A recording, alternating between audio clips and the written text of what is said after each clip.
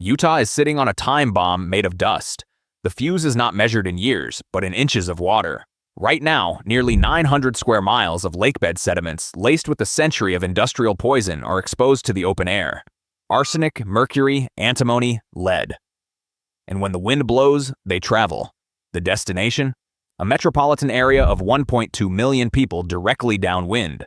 A city staring at a future where the air itself could become toxic. This isn't a problem of water shortage. It's a problem of ecological collapse. Complete, irreversible. So the state launched a desperate billion-dollar rescue mission, a frantic scramble to find water, any water, to pour back into a lake that is actively dying. It is the most audacious environmental reversal ever attempted in the United States. But what if the water isn't the point anymore? What if the real catastrophe has already been set in motion? The real question is not whether they can save the lake, it's whether they can stop the poison they've already unleashed. A lot of the people who watch our videos, and we're grateful for every single one of you, forget to subscribe. It's an easy thing to miss. But if you believe this story is as critical as we do, please take a moment to subscribe right now. It is the single most important thing you can do to ensure we can continue making these documentaries. It's an emergency for independent channels like ours. Now, let's begin. The Great Salt Lake was never supposed to be tamed. It is a terminal basin. A lake with no outlet, the final destination for every drop of water that flows into it from the surrounding mountains. For millennia, it existed in a delicate equilibrium. Water from the Bear, Weber, and Jordan rivers flowed in, and evaporation, under the harsh desert sun, concentrated its salts. That process created one of the most unique and productive ecosystems on the planet. A hypersaline world where few things could live, but those that did thrived on a colossal scale. Billions of brine shrimp, trillions of brine flies. They formed the foundation of a food web that supported over 10 million migratory birds every year. It was a hemispheric stopover, a biological engine, not just a lake, an airport for the natural world. This is the place that early American pioneers in 1847, fleeing persecution, looked upon and decided to build their Zion. Salt Lake City was founded on a paradox, an attempt to create a flourishing agricultural Eden in the shadow of a body of water so salty it was considered dead. For decades, the city grew, modest and isolated, clinging to the freshwater streams that trickled down from the Wasatch Front. The lake was a backdrop, a vast, shimmering, and largely ignored spectacle. In the 1900s, Salt Lake City was a regional hub of just over 50,000 people. Self-contained, resilient, defined by its relationship with the mountains, not the massive lake to its west. Then came the 20th century. Federal reclamation projects, interstate highways, a booming tech sector, and an American migration westward. The population of the Wasatch Front didn't just grow, it detonated. By the 1980s, the metro area was home to nearly 1 million people. By 2020, it was over 1.2 million, with projections showing no signs of stopping. All of them needed water, and to get it, they committed a foundational error that would not become fully apparent for 100 years. They starved the lake that gave their home its name. The problem was not one of intent, but of arithmetic. Utah's water laws, like those across the West, were built on a principle called first in time, first in right. The first person to divert water from a river and put it to beneficial use, like farming or industry, established a right to that water. The lake itself had no rights. It was the end of the line, the sump. Anything taken from the rivers upstream was simply water that would never arrive. For a century, this system worked. Farmers diverted water to grow alfalfa and hay. Cities diverted water for homes, lawns, and businesses. Small dams, then larger ones, were built across the Bear River. Used the lake's single largest source of inflow, capturing its spring runoff before it could ever reach its natural destination. Year after year, decade after decade, the diversions grew. More farms, more people, more demand. A silent tax was being levied on the lake, and for a long time, no one noticed the bill coming due. Scientists now understand that the 20th century was an unusually wet period for the region. The system seemed to work because there was enough water to go around. The diversions were substantial, but the inputs were just enough to keep the lake relatively stable. That gave planners, politicians, and water managers a false sense of security. They built a civilization's water supply on a climate anomaly. They assumed the good years were the normal years. They were not normal. They never were. Beginning in the early 2000s, the climate shifted. A mega-drought, the driest 22-year period in over 1,200 years, descended upon the American West. The rivers didn't just shrink, they slowed to a trickle. And the diversions, now codified into law and essential for Utah's economy, did not stop. The state was still taking its share from a river system that was producing drastically less. The math finally broke. The silent tax became a catastrophic debt. The Great Salt Lake began to disappear. What do you think? After a century of diverting its water, is it fair to call the lake's decline a natural disaster? Or is this something else entirely? Let us know your thoughts in the comments below. The discussion is more important than ever.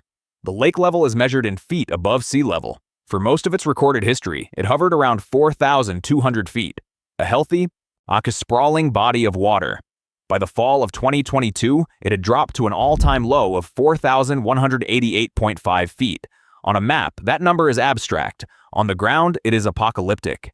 The lake had lost over 70% of its water volume and more than 50% of its surface area. A body of water that was once 2,100 square miles had shrunk to less than 950. The shoreline retreated not by feet, but by miles. Marinas that were once bustling hubs of recreation now sat as stranded monuments in a sea of cracked, sun-baked mud. Boats left in their slips were now resting on dry ground, hundreds of yards from the nearest drop of water. The Great Saltaire, a historic lakeside pavilion that once had water lapping at its foundations, now looks out over a vast, empty plain. The lake was hollowing out from the inside, a ghost of its former self. And this created a problem that went far beyond recreation. The shrinking lake was splitting in two. A railroad causeway, built across the middle of the lake in the 1950s, was designed to let water flow through small openings. But as the water level dropped, the causeway effectively became a dam. It severed the lake. The southern arm, fed by the majority of the remaining river inflow, became less salty. The northern arm, cut off from its freshwater supply, became hypersaline to a degree that was biologically toxic. Its trademark pinkish hue, a result of its unique microbial life, was a sign of sickness. The brine shrimp in the north arm began to die off. Not a reduction, a collapse. And because the brine shrimp industry is worth over $60 million a year to Utah's economy, it wasn't just an ecological alarm. It was an economic one. But the true crisis wasn't the death of the shrimp. It was what the disappearing water was revealing. 900 square miles of exposed lakebed, an area larger than the city of Houston, Texas. A new desert created in less than a generation, and this desert was not made of sand. The sediments at the bottom of the Great Salt Lake are a geological archive of everything that has ever flowed into it, and for 150 years, the rivers that fed the lake also carried the runoff from one of the most productive mining regions in the world. The Bingham Canyon Mine, one of the largest open-pit copper mines on Earth, sits at the southern end of the Salt Lake Valley.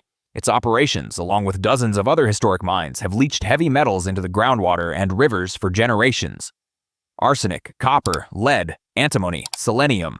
Once these elements flowed downstream and settled in the deep, anaerobic mud of the lakebed, where they were safely sequestered, trapped beneath the water. Until now, as the water vanishes, that sediment dries into a fine, light dust. A toxic cocktail waiting for a single gust of wind. This is not a theoretical threat.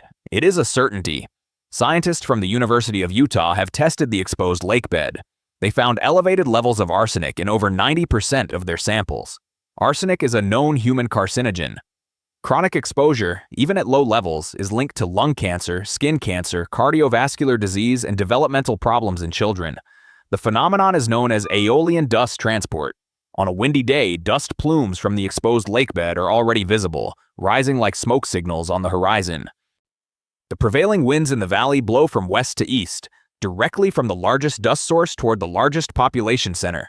Salt Lake City, and the entire Wasatch Front, sits in the direct path of this potential toxic fallout. It is a slow-motion environmental disaster, one that public health officials are struggling to even quantify. The comparison they use is Owens Lake in California. A lake drained by Los Angeles in the early 20th century, it became the single largest source of PM10 dust pollution in the United States. Mitigating the dust from Owens Lake has cost over $2.5 billion so far, an ongoing, perpetual expense. The Great Salt Lake's exposed lakebed is more than 20 times larger than that of Owens Lake. The scale of the potential dust crisis is almost unimaginable. Not a nuisance, a public health catastrophe. Find an American Aral Sea, forming in real time.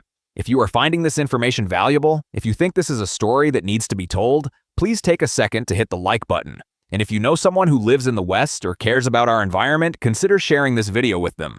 These are not just local issues. They affect all of us, and awareness is the first step. Faced with this cascade of failure, the state of Utah finally did something. It panicked. The 2023 legislative session in Utah was unlike any other in its history. A crisis that had been building for decades, largely ignored, suddenly became the single most urgent priority. Lawmakers who had previously focused on tax cuts and social issues were now frantically trying to understand hydrology, salinity gradients, and the toxicology of aerosolized arsenic. They passed a flurry of bills. They allocated nearly $1 billion towards a single goal: getting water back to the lake. It was a stunning reversal, a political awakening born of pure fear. The centerpiece of their plan was the creation of a Great Salt Lake Trust, a legal entity with the power to hold water rights specifically for the benefit of the lake itself. For the first time in Utah history, the lake was given legal standing to own the water it needed to survive. The state started buying up water rights from willing farmers, paying them to let their share of river water flow past their fields and continue downstream. They funded massive conservation projects, paying for the installation of more efficient irrigation systems to reduce agricultural water waste. They passed laws requiring cities to include the lake's water needs in their long-term planning. They even began seriously studying colossal engineering projects that were once dismissed as fantasy. One proposal involves building a pipeline hundreds of miles long to the Pacific Ocean to pump salt water into the Great Salt Lake. Another explores a similar pipeline to the Green River, a major tributary of the Colorado River system. These are projects with price tags in the tens of billions of dollars, engineering challenges that would rival any in American history. And they are being discussed with genuine urgency. But behind the flurry of activity and the massive price tags, a quieter, more desperate effort was underway: cloud seeding. For years, Utah has been running a program to increase winter snowpack, and the ultimate source of all its water. Planes fly into winter storms and release particles of silver iodide into the clouds. Water vapor condenses on these particles, forming ice crystals that grow heavy and fall as snow. The state dramatically increased funding for the program, hoping to squeeze every possible drop of moisture from the sky. It is a testament to the severity of the crisis. When you are trying to solve a water shortage by changing the weather itself, you are no longer in the realm of normal policy. You are engaged in a form of geological warfare against your own climate. It's a strategy of last resort, and it still might not be enough. Critics point out that these measures, while necessary, are a scattered and panicked response to a problem a century in the making. Buying water rights is slow and expensive. But pipelines face immense political and environmental hurdles. Cloud seeding at its most effective might increase snowpack by 10 to 15%, but the lake needs a 30 to 50% increase in inflow just to stop shrinking, not to recover, just to stop the bleeding. The billion-dollar rescue mission was not a plan for restoration. It was a plan for resuscitation, a desperate attempt to keep the patient from flatlining, even as the underlying disease continued to rage.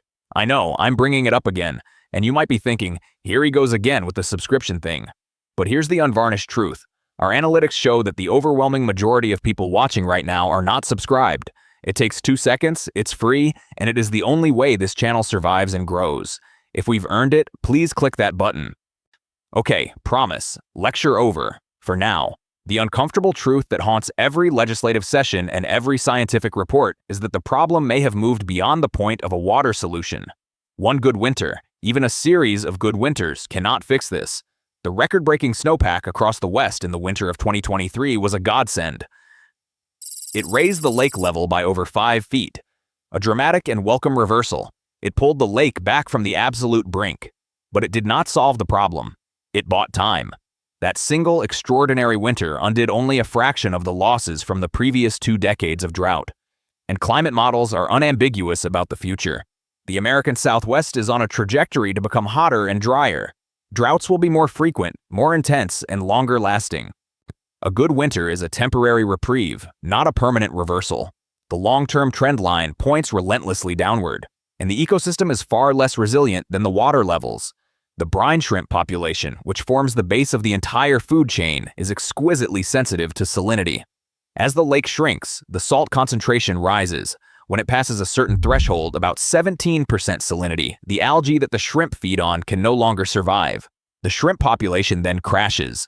The northern arm of the lake has already crossed this threshold. It is largely a dead zone. The southern arm is now hovering dangerously close to that same tipping point.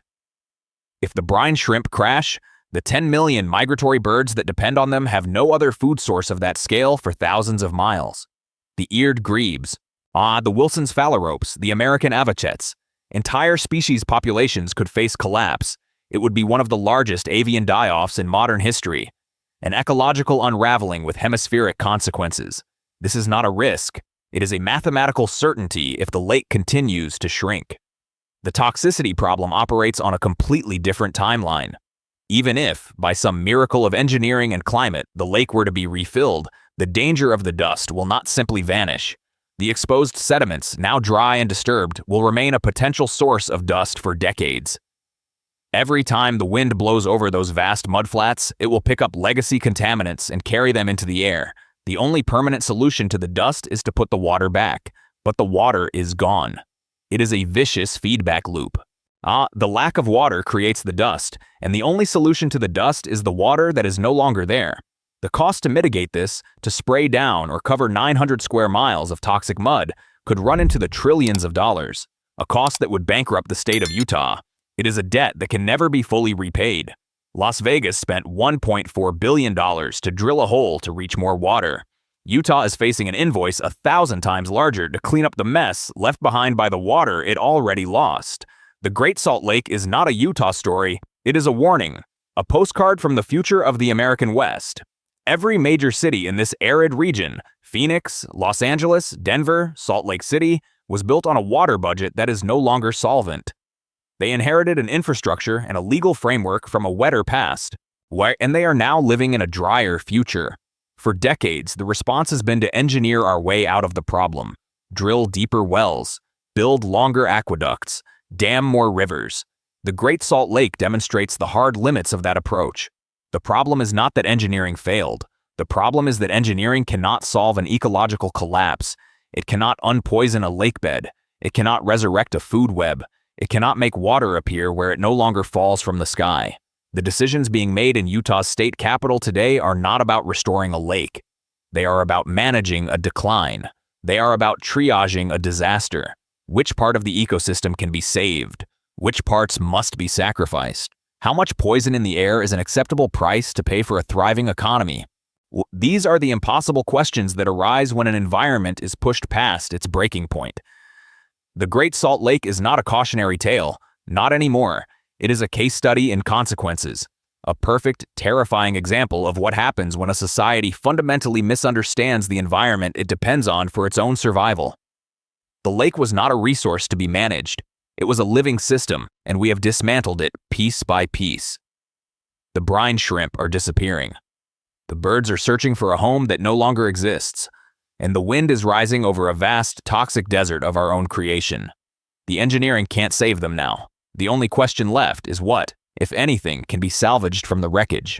The trust is formed, the money is allocated, but somewhere on the exposed flats west of the city, and the dust is still waiting, and the clock is still running.